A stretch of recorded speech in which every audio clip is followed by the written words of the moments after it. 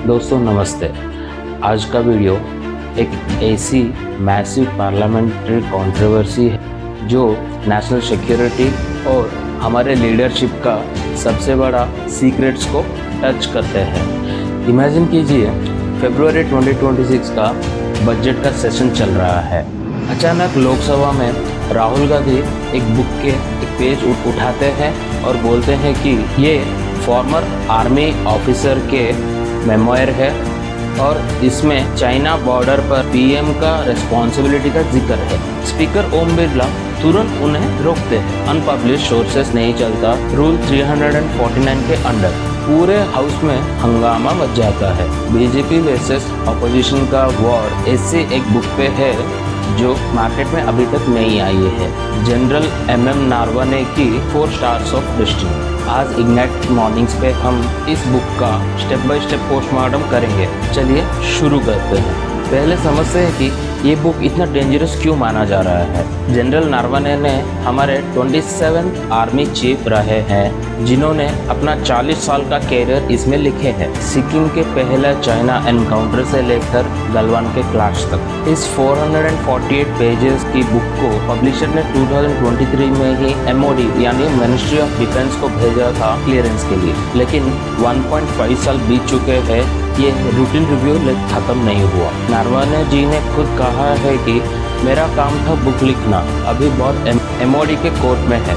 ये sensitive operations पर एक इनसाइडर व्यू देती है, लेकिन जब आर्मी चीफ रिटायरमेंट के बाद कुछ लिखते हैं वो सिर्फ एक खबर नहीं रही, वो एक हिस्टोरिकल डॉक्यूमेंट बन जाता है। अब आते हैं उस ड्रामे पर जो फरवरी 1 और 2 को पार्लियामेंट में हुआ था। राहुल गांधी ने उस बुक के लीक एक्सेप्ट्स को कोट करना शुरू किया, खास करके अगस्त 31, 2020 का वो वक्त जब चाइनीज आर्मी टैंक्स के साथ लाचिन लेक पास पे सरप्राइज एंट्री कर चुके थे। क्लेम ये है कि आर्मी को मिनिस्ट्री ऑफ डिफेंस से ये ऑर्डर मिला है, act as see you fit. Naravane ji ने सपोजली लिखा है कि वो उस वक्त पर आइसोलेटेड महसूस कर रहे थे क्योंकि टॉप लीडरशिप से क्लियर गाइडेंस नहीं मिल रहा था, लेकिन गवर्नमेंट ने तुरंत ऑब्जेक्ट किया।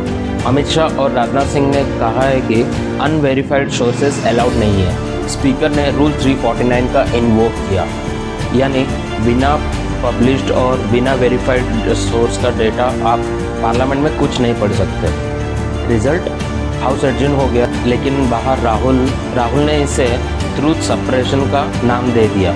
लेकिन दोस्तों मीडिया गलवान पर ही फोकस कर रहा है। मैंने लीक्स को एनालाइज किया तो एक बड़ा बॉम्बशेल मिला आर्मी बल स्कीम। लीक कोर्ट्स के मुताबिक आर्मी का original tour of duty idea सिर्फ एक स्मॉल पायलट प्रोजेक्ट था जहां 75% रिक्रूट्स को रिटर्न करने का प्लान था।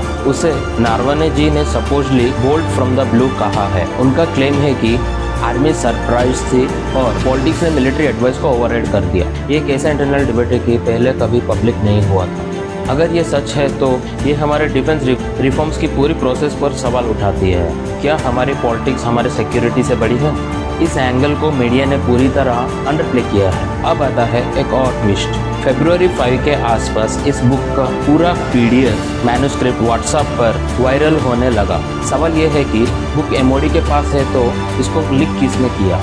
इसका टाइमिंग बहुत परफेक्ट है। जनवरी 2026 में कार्बन मैगजीन ने एक एक्सप्लोजिव स्टोरी पब्लिश की थी जो कि इस बुक पर बेस्ड थी। राहुल गांधी ने उसी टाइमिंग को वेपन बनाया बजट सेशन में। कुछ लोग इसे मास्टर स्टंट बोलते हैं तो कुछ लोग बोलते हैं कि चीप पॉलिटिकल स्टंट। लेकिन एक बात तय है, चाहे बुक ऑफिशियली पब्लिश हो या ना हो, ये कंट्रोवर्सी अभी रुकने वाली नहीं है। अब पार्लियामेंट में फिर से डिस्ट्रप्शन हो सकते हैं और बजट डिस्कशंस डिले हो सकता है। तो दोस्तों फाइनल एनालिसिस क्या है? राहुल गांधी पब्लिक प्रेशर बनाने में सही हो सकते हैं, लेकिन उन्होंने हाउस रूल्स तोड़े।